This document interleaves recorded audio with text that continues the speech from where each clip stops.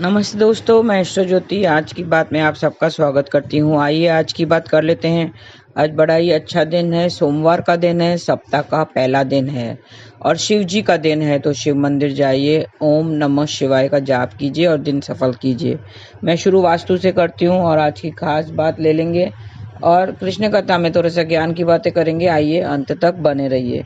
वास्तु की बात करें तो कल मैंने बताया था कि सीढ़ियाँ दक्षिण पश्चिम और या नैऋत्य दिशा में बनानी चाहिए और किस दिशा में नहीं बनानी चाहिए, उत्तर पूर्व आग्नेय ईशान कोण, इन दिशाओं में सीढ़ियां नहीं बनानी चाहिए। घर में धन संपदा की कमी आती है और मान सम्मान में नकारात्मक असर पड़ता है। तो ये थी वास्तु की बातें। अभी योग और तिथि की बात कर लेते हैं। एकादशी तिथि आज से कल सुबह 6:25 तक रहेगी। आज रात 9:36 तक परिग योग रहेगा। परिग योग में शत्रु पर विजय मिलती है। शत्रु में अगर शत्रु पे कुछ कार्य करें तो शत्रु पर विजय मिलती है। आज दोपहर 1:50 तक चित्रा नक्षत्र रहेगा। चित्रा नक्षत्र 14वां नक्षत्र है जिसका स्वामी मंगल है। इस नक्षत्र का प्रतीक चिन्ह चमकीला रतन को माना जाता है और इसमें ये जो लोग होते हैं बहुत धनी होते हैं, भगवान के प्रति बहुत आस्था बनी रहती है और ये पेड़ पौधों में इसका संबंध बेल के पेड़ से बताया गया है। तो बेल के पेड़ की पूजा करें, उपासना करें और किसी प्रकार की क्षति नहीं पहुंचाएं। मैं उपाय बता देती हूँ। आज के उपाय खास इंटरव्यू में जाना है तो घर से निकलते समय दर्पण में अपना चेहरा देखें। भगवान शिव के सफलता के लिए प्रार्थना करें। आज के दिन भगवान शिव की पूजा आराधना करनी है तो आपको जरूर इंटरव्यू में सफलता मिलेगी। अगर कुछ व्यापार में लाभ चाहिए तो नया काम शुरू करने से पहले अपने पास 2 सफ़ेद फूल रखें। काम बनने के बाद वो फूल पानी में प्रवाहित कर दें तो आपके काम सब बन जाएंगे। और अनबन खत्म करने के लिए मंदिर में भगवान शिव को बेल पत्र चढ़ाएं। जरूरतमंद को 1 रोटी चावल दान दें तो सारी अनबन खत्म हो जाएगी। सोमवार के दिन यानी आज के दिन कुश या कंबल के आसन पर बैठें और तुलसी या रुद्राक्ष की बनी माला से जप करें। ओम ऐं ह्रीं सोमाय नमः, ओम ऐं ह्रीं सोमाय नमः ऐसा जप करें तो आपको खास उपलब्धियां आज प्राप्त होंगी। और जीवन सुखमय बनाने के लिए तुलसी के पौधों में 11 बार परिक्रमा करें। तुलसी के पौधे की 11 बार परिक्रमा करें, वहाँ पे घी का दीपक जलाएं और उनसे प्रार्थना करें तो आपके सारे काम पूरे हो जाएंगे और जीवन सुखमय हो जाएगा। और मेहनत में बेहतर परिणाम पाने के लिए चांदी का एक चौकोर टुकड़ा अपने जेब में हमेशा रखे रहें। चांदी का चौकोर टुकड़ा हमेशा अपने जेब में रखे रहें। भगवान शिव के सामने घी का दीपक जलाएं और ओम शन शन शिवाय शं शं कुरु कुरु ओम, ये मंत्र है शिव जी का। ओम शं शं शिवाय शं शं कुरु कुरु ओम, ओम शं शं शिवाय शं शं कुरु कुरु ओम ऐसा जप करेंगे तो शत्रुओं से मुक्ति मिलेगी। घर के आसपास किसी शिव मंदिर में जाएं और जल में थोड़ा सा गंगा जल मिलाकर शिवलिंग पर चढ़ाएं तो सुख सुविधाएं सब मिलेगी। भगवान से हाथ जोड़कर प्रार्थना भी करें। जल में कुछ बूंद दूध मिलाकर शिवलिंग पर चढ़ाने से सारी परेशानियों का हल निकल जाएगा। 11 बेलपत्र पर चंदन से ओम लिखकर अगर शिवलिंग पर चढ़ाएंगे तो परेशानियों का हल निकलेगा। धूप दीप आदि से विधिवत शिवलिंग की पूजा करें। आज के दिन शिवलिंग पर दूध अर्पित करें तो आपकी आमदनी भी बढ़ेगी। दूध अर्पित करने से आमदनी बढ़ती है। संभव हो तो गाय का दूध अर्पित करें और ओम नमः शिवाय का 11 बार जाप करें। ओम नमः शिवाय ऐसा 11 बार जाप करें। आज के दिन शिवलिंग पर दूध अर्पित जरूर करें। आज आपको शिव चालीसा का पाठ करना है तो भी परेशानियां हैं अगर किसी प्रकार की जो हल नहीं हो रही है तो आज वो हल हो जाएंगी। आप शिव चालीसा का पाठ जरूर करें। शिवलिंग पर चंदन का टीका लगाएं। आज माँ सरस्वती की भी उपासना करनी चाहिए तो खास उपलब्धियां आपको मिलेंगी। धूप दीप से उनकी आरती करें और फूल चढ़ाएं। विद्या यंत्र की स्थापना भी करनी चाहिए आज। अगर पढ़ाई में कोई दिक्कत है, बच्चे की पढ़ाई में दिक्कत है तो आज विद्या यंत्र की स्थापना करें। भोजपत्र पर अनार के कलम से या कागज पर, कोरे कागज पर वो यंत्र बनाएं, विद्या यंत्र, और उसे मंत्रों से सिद्ध करना है और उसे अपने स्टडी रूम, बच्चे के स्टडी रूम में रख सकते हैं तो उसकी पढ़ाई लिखाई में, विद्या में उपलब्धियां मिलेंगी। तो ये थी आज की खास बात, खास उपाय। आज शिव जी के खास उपाय, आप शिव मंदिर जाइए और आज के दिन ओम नमः शिवाय का जाप करें तो आपके सारे जो सब जिस कार्य हैं उसमें सफलता मिलेगी। आइए कृष्ण कथा में थोड़ी ज्ञान की बात कर लेते हैं।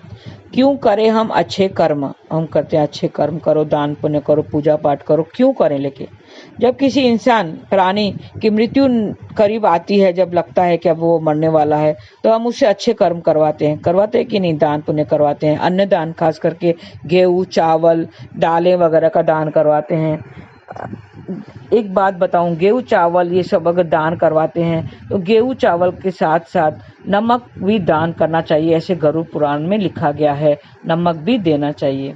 हम मृत प्राणी में जिसकी प्राण निकलने वाले होते हैं उसके सामने गीता का पाठ पढ़ते हैं, भागवत पुराण पढ़ते हैं, पूजा पाठ करते हैं, ये सब अच्छे कर्म करते हैं। जब आप सोचो कि ये सब काम हमें करने हैं, अंत समय में ये सब काम फल देते हैं, अच्छे कर्म करवाते हैं, अच्छे कर्म हमसे करवाते हैं, ये सब अंत समय में अंत के काम आते हैं। हमें ये अंत में काम आते हैं ये सब काम। जब कोई सीरियस होती है तो लोग फोन पे पूछते हैं, साधु संतों को फोन करते हैं, पंडितों को फोन करके पूछते हैं कि हमारी नानी सीरियस है, हमारे नाना सीरियस है, हमारे नाना की तबीयत बिगड़ गई है, कोई उपाय बताओ पंडित जी। तो वो क्या उपाय बताते हैं? भाई दान पुण्य कराओ, पूजा पाठ कराओ, महामृत्युंजय का पाठ करो उनके सामने, भागवत गीता का पाठ पढ़ो, पूजा पाठ करो, नाम स्मरण करो। यही तो सब उपाय बताते हैं पंडित लोग, यही उपाय बताते हैं। तो ये सब काम हम जब जीते जी क्यों नहीं करते हैं? जब हमें पता है कि ये सब काम हमें अंत समय में हमें ये सब करने हैं और उसे अच्छे फल मिलते हैं, अच्छे कर्म करना चाहिए, तो हम जीते जी क्यों नहीं करते हैं? चलते चलते चींटियों को ही चीनी के दाने डाल दो, गाय को चारा खिला दो, कहीं बाहर जा रहे हो तो रास्ते में गाय को चारा खिला दो। अब फिर लोग पूछते हैं गाय को क्या क्या खिलाना चाहिए? काली गाय को खिलाएं कि सफेद वाली को खिलाएं कि चिटकली गाय को खिलाएं? उन्हें क्या खिलाना चाहिए? प्राणी से क्या क्या दान करवाना चाहिए? ये सब अंत समय में सवाल होते हैं। जब प्राणी की मृत्यु करीब आती है, मृत्यु नजदीक होती है, मतलब वो बहुत सीरियस हो जाता है, तो पंडित से ये सब सवाल पूछे जाते हैं कि कौन सी गाय को खिलाएं? काली वाली को खिलाना चाहिए, उससे फायदा होगा। ये सब पूछते हैं। अब वो जा रहे हैं तो उपाय पूछते हैं, जब वो जा रहे हैं तो उसके लिए उपाय पूछते हैं। आप अपनी ही बात करो, हम अपनी ही बात करते हैं। मेरे बाद में जो दान पुण्य करोगे तो मुझे कैसे पता चलेगा? अगर मेरी तबीयत खराब है, होश नहीं है, होश गायब है, और वो अंत समय में हमसे कुछ दान वगैरह कराए, होश ही नहीं रहता है, तो हमें क्या पता चलेगा? मुझे क्या पता चलेगा कि क्या दान कर रहे हैं, क्या नहीं कर रहे हैं, क्या उनसे अच्छे कर्म कर रहे हैं? ये हमें नहीं पता चलता है। मुझे तो होश ही नहीं रहेगा। जीते जी अगर क्यों ना हम ये सब कर लेते हैं, अच्छे कर्म हम क्यों नहीं कर लेते हैं? गाय को चारा अभी खिला दो, ये सब जो दान पुण्य है अभी कर दो, किसी भूखे को भोजन खिला दो, किसी प्यासे को पानी पिला दो। ये सब अच्छे कार्य तो अभी भी कर सकते हैं। ये सब बाद में क्यों, अंत समय में ही क्यों ये सब करना है? जब हमें पता है कि ये अंत समय में ये सब करना है तो अभी ही क्यों नहीं करते हैं? जैसे एग्जाम्पल, जब ट्रेन में जाना है, हमें सफ़र करना है, हमें कोई दूसरी जगह जाना है, तो उसकी बुकिंग 3-4 महीने पहले ही होती है कि नहीं होती है? अगर आप बोलेंगे नहीं मैं अभी ट्रेन में चढ़ जाता हूँ, अपने आप सीट मिल जाएगी, तो क्या सीट मिलती है? नहीं मिलती है। पूरा ट्रेन बुक होती है। क्यों? क्योंकि लोग पहले ही 3-4 महीने पहले ही बुकिंग करा लेते हैं। जब जाना ही है उस समय टिकट बुक करोगे तो सीट कहाँ मिलेगी? कौन सी सीट मिलेगी? नहीं मिलेगी। तो पहले ही बुकिंग कर लेते हैं। उसी तरह जब हमें पता है कि अंत समय में ये सब कार्य हमें करने हैं, तो अभी अपने जीते जी क्यों नहीं कर लेते हैं? हर इंसान को अपने लिए सब सोचना पड़ता है, अपने लिए ये सब करना पड़ता है। ये अच्छे कर्म जो हैं अभी ही कर लो।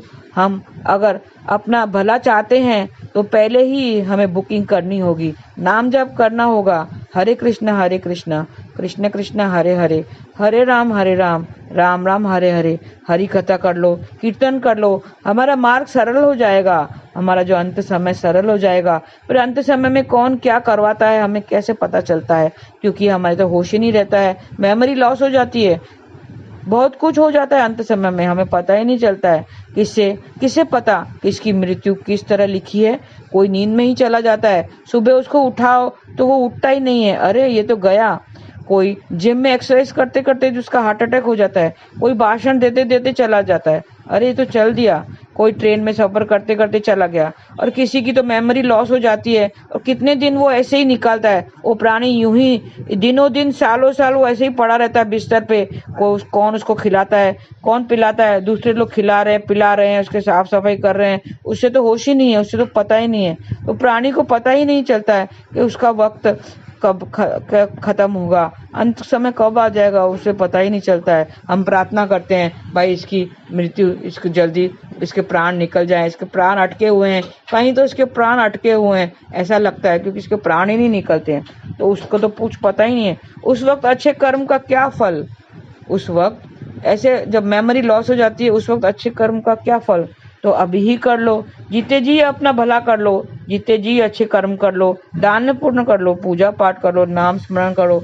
नाम जाप तो कर ही सकते हैं, हरे कृष्ण कृष्ण कृष्ण हरे हरे, हरे राम राम राम हरे हरे। अपना अंत सरल कर दो, अपना जीवन सरल कर दो।